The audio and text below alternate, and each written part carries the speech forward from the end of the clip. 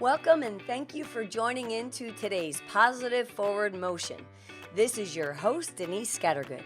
Each week, I discuss a topic that is designed to help you get more of what you do want and less of what you don't want, both personally and professionally.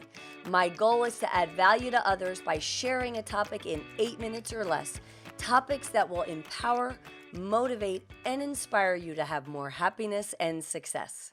Today's topic is how to be more productive, part 3. In part 1, I reviewed the importance of and how to create a firm foundation. And in part 2, we focused on time management. I must say that creating this series is really helping me to reset and be more productive myself because just like anything in life, we can fall off, lose our focus, get uncomfortable, and start to feel a little overwhelmed. And when this happens, I find it to be great news because it reminds us that something needs to change. And this week, we're going to focus on being more productive by learning how to positively delegate and ask for help. Many of us can get so overwhelmed and stressed out before we even try to tackle a project. And it's understandable, especially because there's so many things often that we don't even know how to do yet, or if we feel that we're in this all alone, which is usually not the case. Let me ask you if this inner dialogue sounds familiar. I don't know how I'm ever going to get this done. I have so much on my plate. I'm so overwhelmed. No one ever helps me. No one understands. Oh, I'm under so much pressure.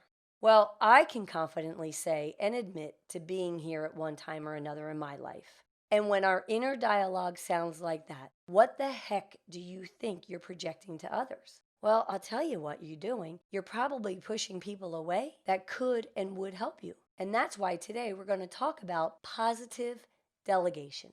And when we ask for help and delegating tasks, it's a great way to help us be more productive. It also helps us to be more likable too. And first, I'm going to share with you 3 reasons why learning to delegate is beneficial. Number 1 is the obvious. You want to delegate so you have less on your plate and more time to accomplish your goals. Number 2, when you delegate tasks to others, whether it be coworkers or family members, you're teaching them a new skill which builds their confidence and you're preparing them for even more responsibility in the future. And number 3, when you ask for someone's help, you make them feel important and trusted. And I mean, come on, who doesn't like to feel important and trusted? Next, let's review the top 3 reasons why people neglect to delegate. Number 1 is patience, or they feel they just do not have time to show others how to help them. Number 2 is control. They feel as if they are the only ones who can do it right. And number 3, negative previous experience when they have asked for help in the past. So let's move on to 6 steps to help you successfully delegate.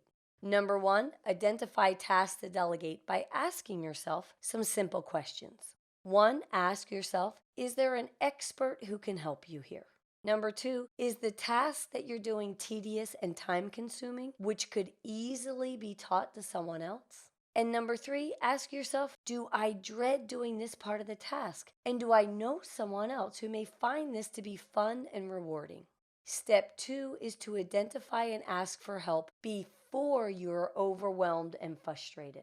Number 3, delegate positively. When you follow step 2, you will have a calmer demeanor. So when you ask for help, you will do so without sounding demanding, impatient, and unreasonable.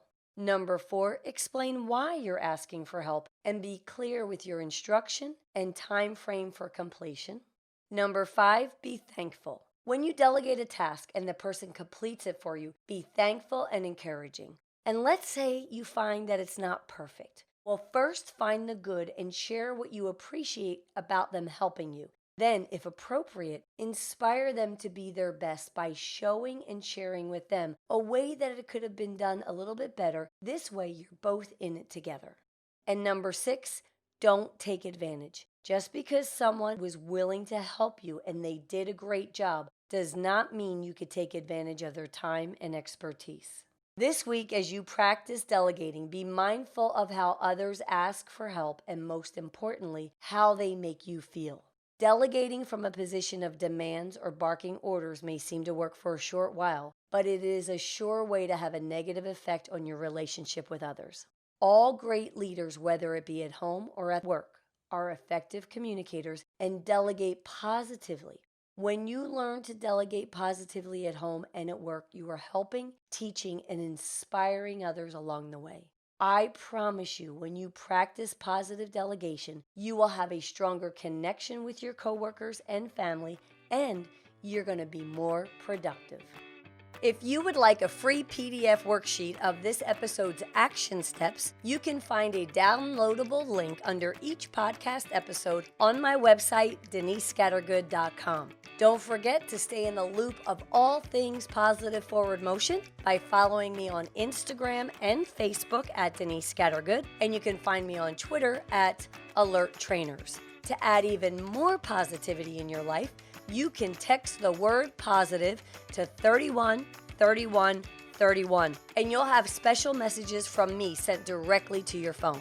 If you like this episode, please review and share the podcast to help us spread our message of positive forward motion around the world. And don't forget to tune in every Wednesday for a brand new episode. As always, I'm wishing you continued success and happiness, both personally and professionally. And remember to keep up the positive forward motion.